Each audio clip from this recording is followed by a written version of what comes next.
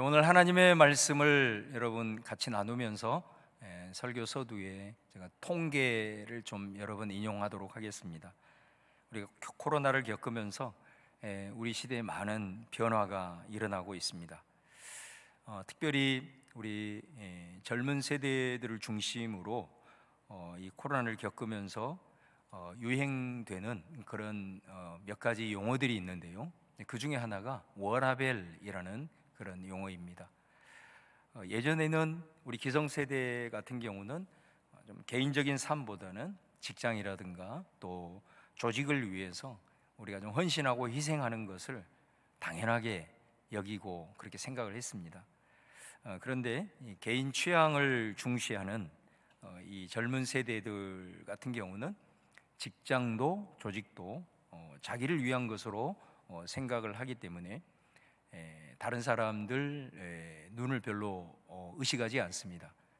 위에 사람 눈치 별로 안 본단 말이죠. 그래서 요즘은 칼퇴근이라는 것은 당연한 것이고, 회식도 이들에게 함부로 강요하는 것은 갑질이 될 수 있는 그런 사회적인 그런 흐름들이 계속해서 진행이 되고 있습니다.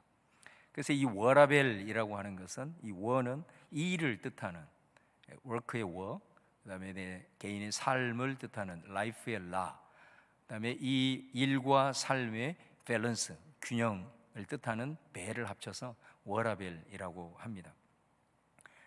그러니까 예전 같은 경우는 어떤 오늘 목표를 오늘 달성을 해야 된다고 하면 야근은 필수고 밤을 새면서까지 그 일을 처리를 하는데, 요즘은 일에 목숨 걸지 않겠다라는 거죠. 오늘 안 되면 내일 하면 되는 것입니다. 그리고 남은 시간을 철저하게 확보해서 자기의 개인 취미라든가 또 운동이라든가 여가를 즐기는, 그래서 일에 매몰되지 않고 일과 내 삶의 균형을 맞추면서 살겠다라는 것이 이제 특별히 코로나를 지나면서 우리 사회에 굉장한 가치로 등장을 하고 있습니다. 또 하나의 개념 중에 욜로라는 것이 있어요. 욜로는 You only live once의 줄임말이죠. 단 한 번뿐인 인생이라는 그런 뜻입니다. 특별히 코로나를 겪으면서 이제 우리의 미래가 매우 불확실한 거죠. 그래서 예전에는 미래에 대해서 투자하고 저축도 하고, 그래서 미래를 대비하는 그런 것이 너무나도 우리 삶에 당연한 것으로 받아들여졌는데, 미래가 불확실하다 보니까 더 이상 미래에 대해서 우리가 염려하거나 또 준비하는 것이 무슨 의미가 있냐? 우리에게 중요한 것은 현재다. 이 현재 우리가 즐겁고 또 이 현재 우리에게 행복한 것이 중요하다 라고 생각을 하는 그런 표현입니다. 그러다 보니까 자연스럽게 이제 소비 지향적인 그런 라이프 스타일이 나오게 됐습니다. 또 여기에다가 코로나로 인해서 사람들의 접촉이 줄어들고 또 비대면을 선호하게 되고, 또 4차 산업혁명이 되면서 인터넷이 전 세계로 네트워킹되고 또 가상 세계, 가상 공간이 생겨지게 되면서 많은 사람들이 그 속으로 이제 들어가는 그런 상황이죠. 그래서 이 코로나로 인해서 이런 현상이 더 가속화되다가 끝났음에도 불구하고 이제 그것이 다시 옛날로 회귀되지 않는, 그래서 이게 이제 하나의 시대적인 패러다임으로 가고 있는 그런 상황을 우리가 살아가고 있습니다. 그러니까 이런 시대를 우리가 거스를 수는 이제 없을 겁니다. 그래서 어떻게 보면 이런 상황으로 인해서 우리 삶의 어떤 순기능적인 부분들도 있지만은 역기능들이 여기저기서 터져 나오기 시작하는 거죠. 그 대표적인 것이 뭐냐면 사회 속에서 홀로 고립된 채 살아가는 것입니다. 이걸 코로나 블루라고 표현을 합니다. 코로나 블루. 다른 통계는 그만두더라도 2021년 통계청에서 발표한 자료에 보면은 우리나라 20대 사망자 중에서 54.4%가 자살입니다. 그러니까 20대 청년들 중에서 이제 여러 가지 원인으로 죽겠잖아요. 사고 나서 죽게, 병에 걸려 죽기도 하고. 20대 사망자 중에서 절반 이상이, 2명 중에 1명이 자살을 하고 있습니다. 이 자살만이 아니라 부정적인 심리가 배 이상 증가를 하게 된 거예요. 우울감이, 젊었을 때부터 우울감이 심해지고 분노와 짜증과 스트레스 지수가 늘고 고립감, 소외감을 훨씬 더 느끼는 것으로 그렇게 조사가 되고 있습니다.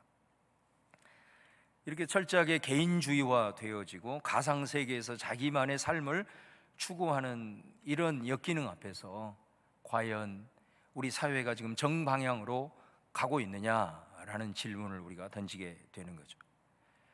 그러다 보니까 나름대로 이 상황을 탈피하려는 그런 현상들도 나타나요. 대표적인 것이 뭐냐면, 여러분도 잘 들어보셨겠지만 소셜 다이닝이라고, 이게 SNS를 통해서 함께 저녁 먹을 사람을 구하는 겁니다. 한 번도 만난 적이 없는데 그냥 만나서 저녁 한 번 먹고 그 다음에 차 한잔하고 대화하고 그냥 헤어지는 거예요. 또 여러분 자주 이용하는 당근 마켓을 보면은 우리 동네라는 메뉴가 있습니다.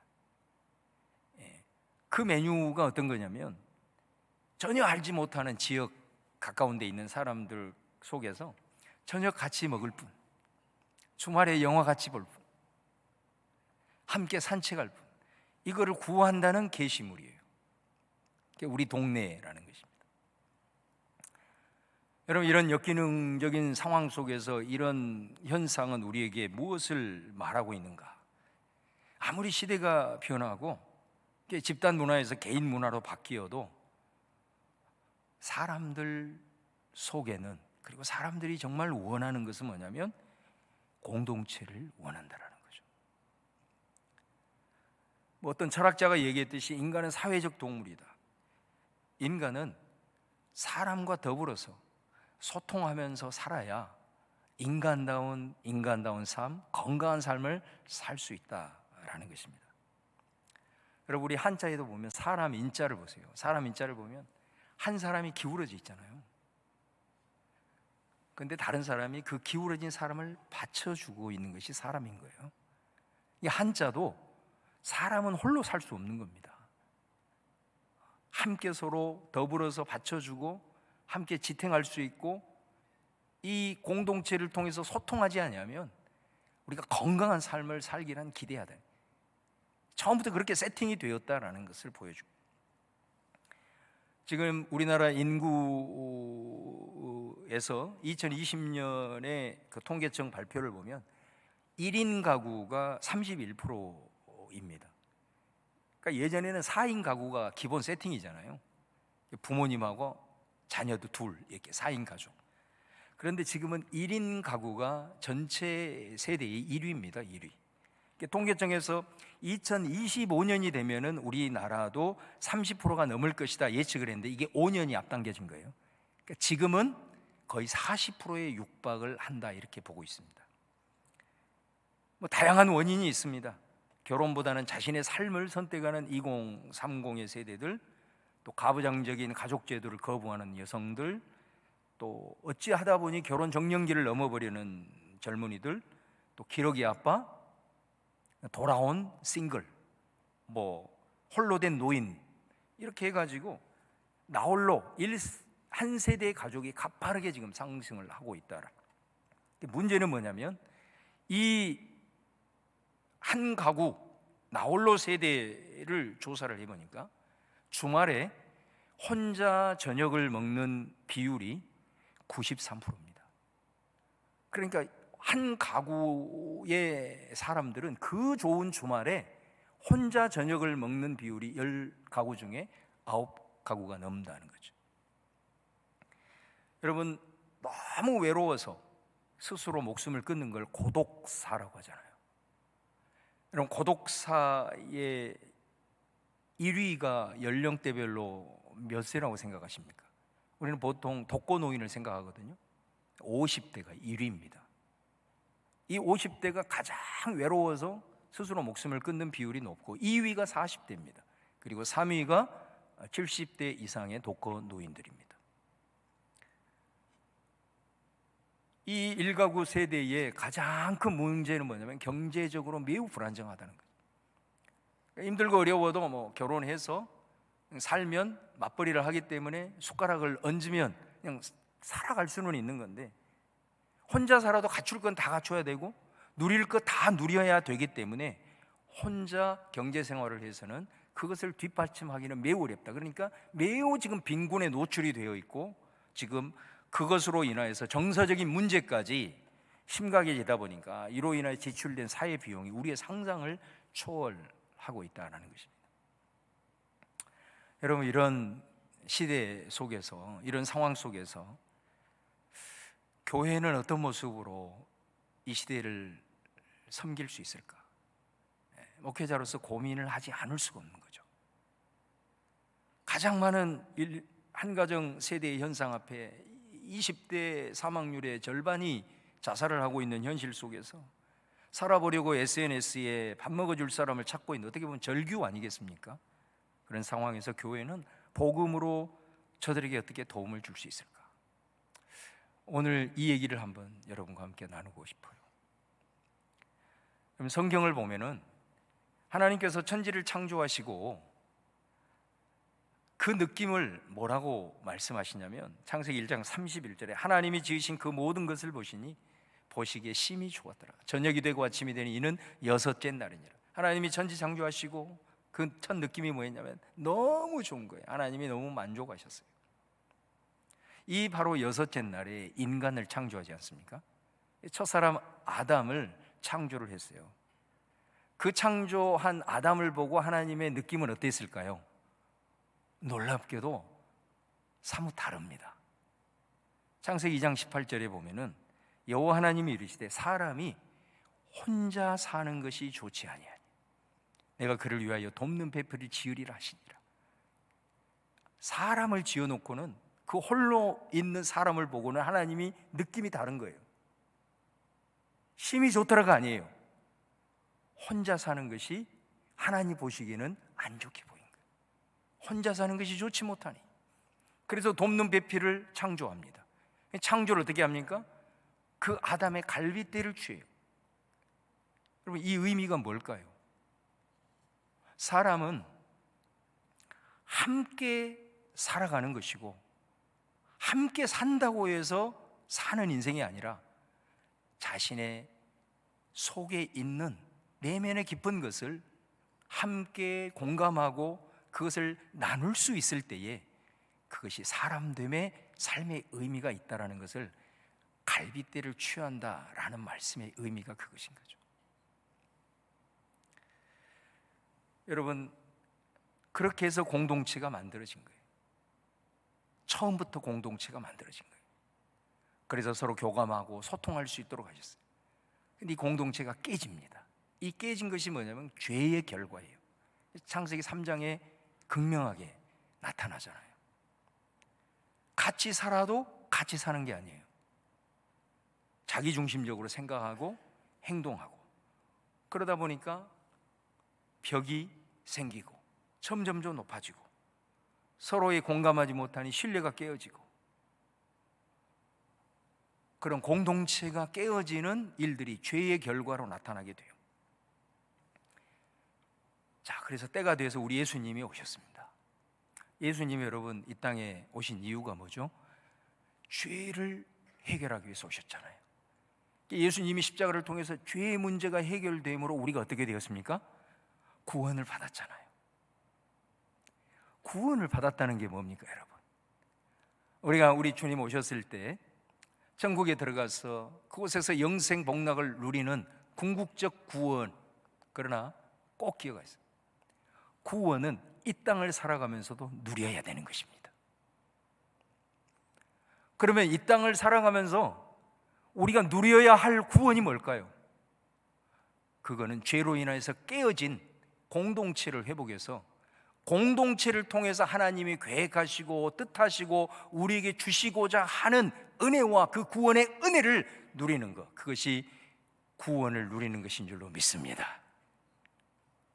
예수님이 죄의 문제를 해결해 예수님을 믿음으로 우리가 죄의 결과로 깨어졌던 공동체를 회복한 그 공동체를 통해서 누려야 될 구원의 은혜가 너무나도 많다는 거예요. 크다는 거예요.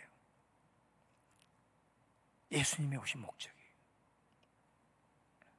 그래서 예수님이 공생의 기간 동안에 이제 사역을 하시면서 한 번은 복음 증거를 하고 있는데 예수님의 어머니, 육신의 어머니 마리아와 그 동생들이 예수님을 찾아온 거예요. 그래서 어떤 사람이 예수님에게, 예수님, 저 지금 밖에서 어머니와 동생들이 찾아와서 예수님에게 무슨 말을 전할 게 있답니다, 이렇게 말을 합니다. 그때 마태복음 12장 48절 이하에 보면은 예수님이 그 말을 듣고 뭐라고 얘기하냐면 누가 내 어머니이고 내 동생들이냐, 이렇게 반문을 합니다. 그러면서 우리 예수님이 손을 내밀어서 제자들을 가리키는 거예요. 제자들을 가리키면서, 제자들은 예수님과 늘 동고동락하는 사람들이잖아요. 혈육은 아니지만 그 제자들을 가리키면서 바로 이들이 내 어머니와 내 동생들이다, 이렇게 말씀하시는 거예요. 그러면서 뭐라고 얘기하냐면 누구든지 하늘에 계신 내 아버지의 뜻대로 행하는 자가 내 형제요 자매요 어머니다, 이렇게 말씀하십니다. 여러분, 예수님이 이 모습을 통해서 우리에게 말하고자 하는 게 뭐냐면 이제 새로운 가족이 생겨날 것이다. 그 가족은 하나님을 아버지로 고백하는 새로운 영적 가족이 탄생이 될 거야 라는 것을 이 말씀을 통해서 선포하신 거예요. 그리고 우리 예수님은 사역을 마치시고 이제 십자가에 달려 돌아가십니다. 십자가에 달려 돌아가실 때 그 밑에는 예수님의 어머니 마리아가 슬피 울고 있었어요. 그리고 예수님을 따라다니는 여인들도 있었고 제자들 중 다 도망갔지만 사랑하는 제자가 그 예수님의 곁을 지키고 있었어요. 그때 우리 예수님께서 가상 7언 중에 두 마디를 말씀을 하시는데, 요한복음 19장 26절 27절을 보시면 울고 있는 육신의 어머니 마리아를 향하여 여자여, 어머니, 이렇게 불러요. 그러면서 그 옆에 있는 자기 제자, 흔히 요한이라고 하는 이 사랑하는 제자를 가리키면서 어머니 보십시오, 이제는 제가 어머니의 아들입니다, 이렇게 얘기를 하는 겁니다. 저 사랑하는 내 제자가 이제부터는 당신의 아들입니다, 보십시오, 이렇게 얘기를 하는 거예요. 그러고 나서 제자를 향해, 사랑하는 제자를 향하여서 뭐라고 얘기를 하냐면 보아라, 네 어머니다, 이렇게 말씀하시는 거예요.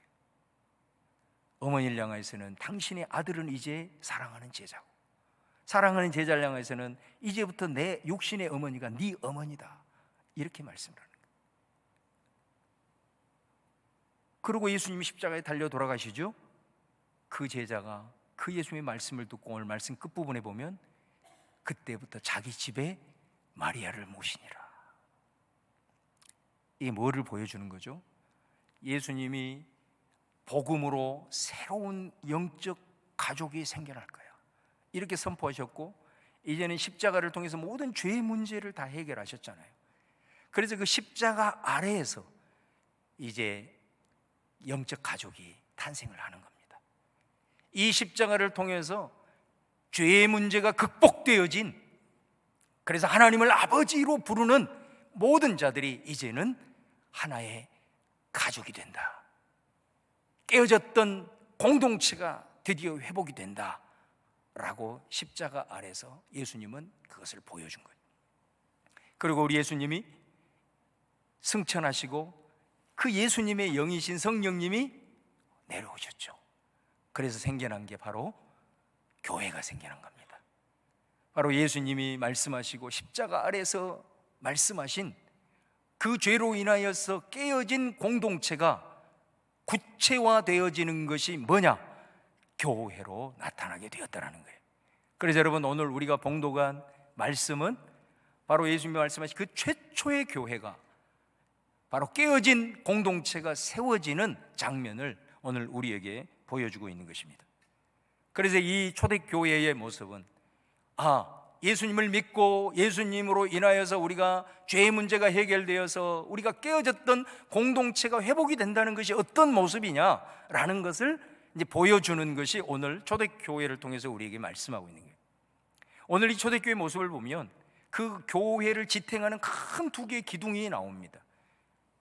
첫 번째가 뭐냐면 성전이라는 말이에요. 또 하나의 기둥은 뭐냐면 집이라는 기둥이에요. 먼저 이 성전은 온 성도들이 함께 다 모이는 대그룹을 말하는 거예요.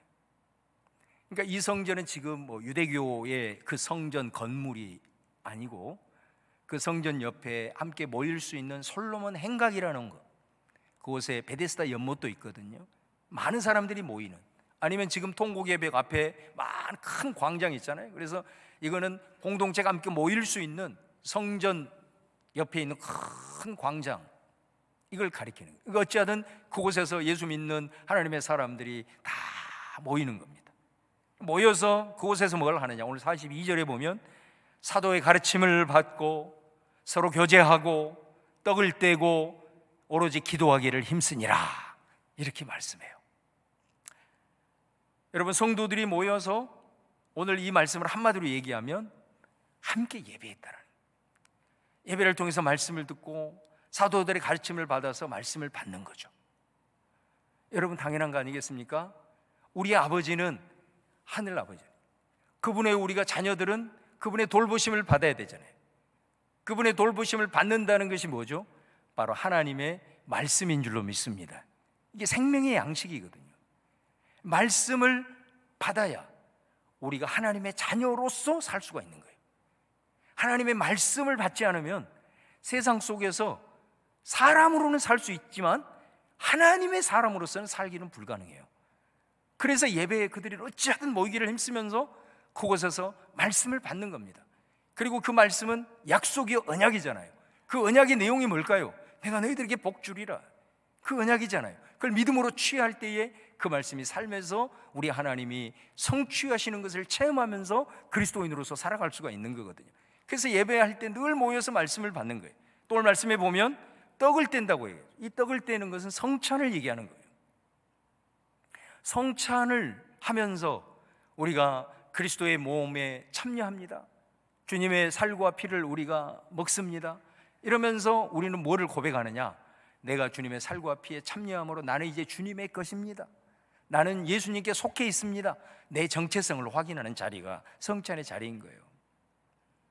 그리고 또 한 가지는 우리 모두가 한 몸 되신 그리스도 예수님의 몸에 우리가 참여했으므로 그 살과 피에 참여한 우리 모두는 이제 한 가족입니다 라고 하는 것을 고백하는 것이 성찬이에요. 성찬이 그래서 중요한 거예요. 내가 누구냐라고 하는 정체성을 그 자리에서 다시 한번 확인하고 우리 모두는 한 가족이라는 것을 하나님 앞에 다시 고백하고 결단하는 그 자리가 성찬의 자리였다라는 거예요. 모여서 그 일을 한 것입니다. 또 그들은 함께 모여서 기도했어요. 뭐를 위해서 기도할까요? 서로를 위해서 기도했겠죠.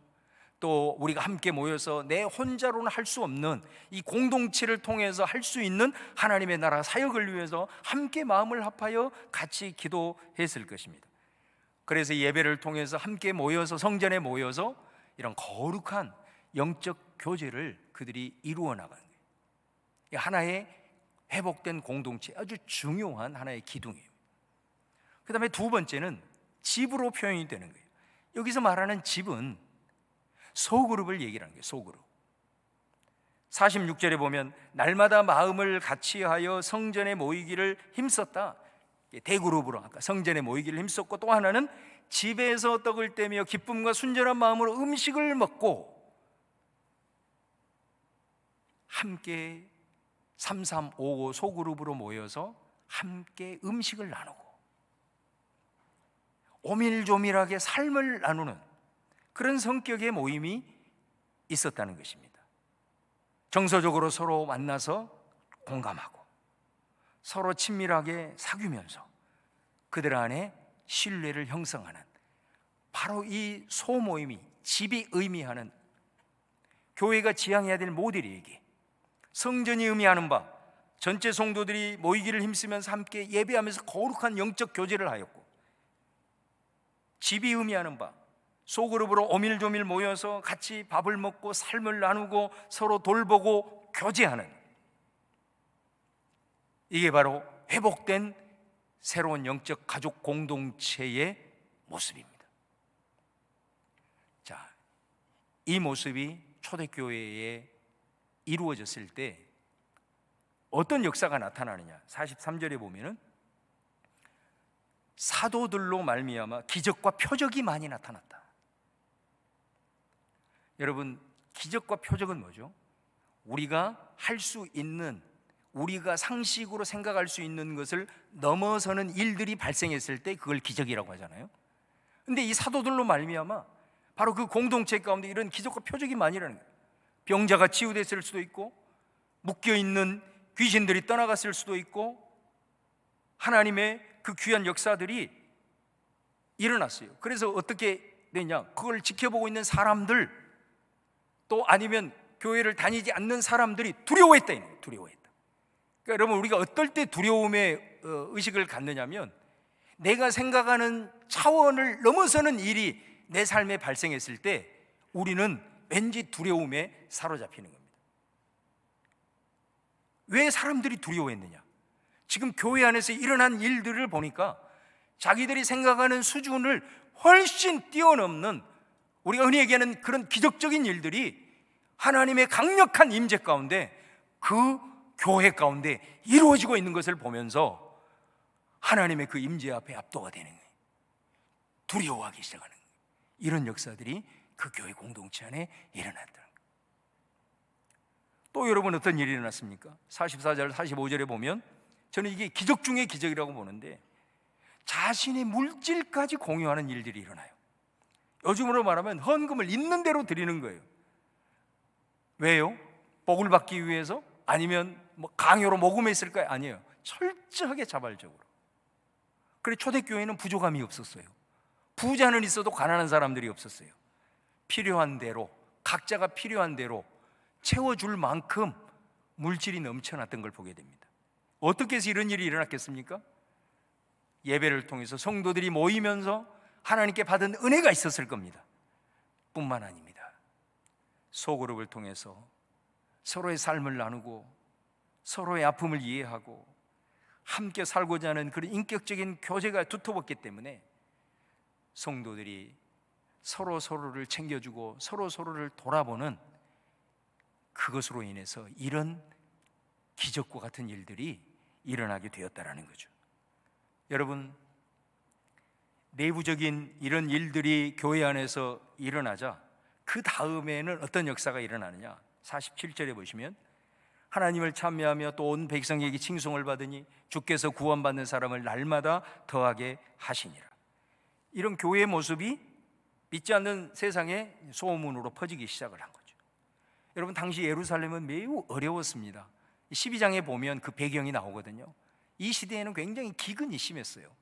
그래서 매우 사람들이 삶이 어려웠습니다. 그런데 그런 상황 속에서도 이 교회 공동체만큼은 세상 사람들이 봤을 때, 야, 저 교회는 서로 가족처럼 사랑한다더라. 저곳은 서로를 품어주면 따뜻한 품이 있다더라. 저곳에 가면 심지어 물질적으로 도움도 받을 수 있다더라.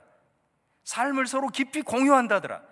이것이 소문이 나자 많은 사람들이 교회로 발걸음을 한 걸음 한 걸음 내딛기 시작했다. 이 표현이 주님께서 날마다 구원받는 수를 더하게 하시니라 라고 하는 말씀의 의미다라는 거죠. 여러분, 지금 오늘 우리 교회가 직면한 상황들을 보십시오. 지금 이 시대, 서두에서 언급했듯이 과연 이 시대 속에서 교회는 이 사회 속에서 어떻게 자리매김을 해야 될까요? 젊은 청년들이 취업이 힘들어서 점점 자신감을 잃어버리고 자꾸 인터넷의 가상 공간으로 숨어들고 그 속에서 우울증을 겪고 20대 사망률의 절반이 자살을 하고 있고, 이때 교회는 무엇을 해야 될까요? 그들의 삶을 공유하고 정서적으로 돌보고 신앙적으로 북돋워 주고 비전을 품을 수 있는 공동체를 이곳에서 만들어야만 하는 것입니다. 나홀로 세대가 전체 인구의 가장 높은 비율을 차지하고 살아보려고 공동체 목마름 때문에 SNS에서 자신의 고독과 정서적인 빈곤을 해결하기 위해서 몸부림치고 있는 이때의 교회는 그들을 위해서 무엇을 해야 할까요? 여러분, 교회의 본질은 공동체입니다. 왜냐하면 죄로 인하여서 깨어진 공동체를 회복하기 위해서 예수님이 만든 바로 공동체가 교회이기 때문에 그렇습니다.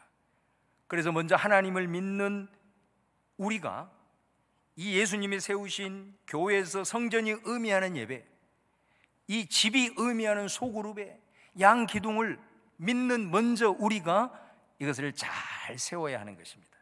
저는 우리 본향교회가 초대교회처럼 지금까지도 그랬듯이 더욱더 하나님을 향한 예배 열정으로 충만해서 거룩한 영적 교제가 이루어지기를 주님의 이름으로 축원을 드립니다. 또한 소그룹을 통해서 진정한 공동체를 경험할 수 있기를 바랍니다. 우리가 세상에 모임들이 많잖아요. 그 세상의 모임을 갖고 또 살아갑니다.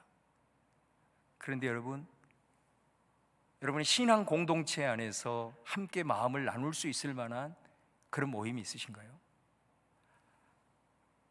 여러분, 우리가 많은 세상의 모임이 있지만 정기적으로 만나는 신앙적인 모임이 없으면 아까 말씀드린 대로 세상에서 하나님의 사람으로 살기는 어렵습니다.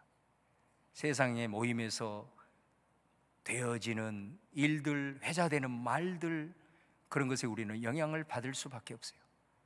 내가 세상에서 하나님의 자녀로 그리스도인으로서 살아감에 있어서 그것이 결코 쉽지 않은 그 현실 앞에 함께 오밀조밀 모여서 그것을 같이 나누고 같이 지지받고 같이 정서적으로 공감하고 같이 함께 기도해주는 이 정기적인 신앙 소모임이 우리 안에 없는 한 우리는 세상에서 하나님의 사람으로서 주신 복음의 사명을 감당하기는 어렵습니다. 여러분, 가족이 밥만 먹을 때는 같이 모이지만 밥 먹고는 전부 다 각각 뿔뿔이 흩어져서 자기 방으로 다 들어가. 서로 소통도 없고 어떤 문제가 딱 터지면 서로 이익을 챙기려고, 가족끼리 이익을 챙기려고 하고 그것을 쟁취하기 위해서 서로 싸우는 모습을 아버지가 본다면 어떠하겠습니까? 그 아버지의 마음이 어떠하겠습니까? 그게 하나님 아버지의 마음이에요. 적어도 우리 교회 공동체는 예수님이 오셔서 죄의 문제를 극복하고 죄로 인해서 깨어진 공동체가 회복이 되는 삶의 자리가 교회 공동체일진데, 우리 안에 함께 모여서 예배를 드리고 영적 교제는 했는데 그것으로 끝. 다 각자 뿔뿔이 흩어져서 어떤 삶의 공유도 없고 어떤 기도 제목도 나눌 수 없고, 그러다 보니까 인격적 신뢰도 안 되고, 그래서 어떤 사역을 하려고 할 때는 서로 부딪히고 싸우고 이렇게 한다면 여러분, 그곳에 우리 하나님의 임재가 있으시겠습니까? 오늘 이 사도행전은 우리에게 그 도전을 하는 거예요. 그 비전을 보여주는 거예요.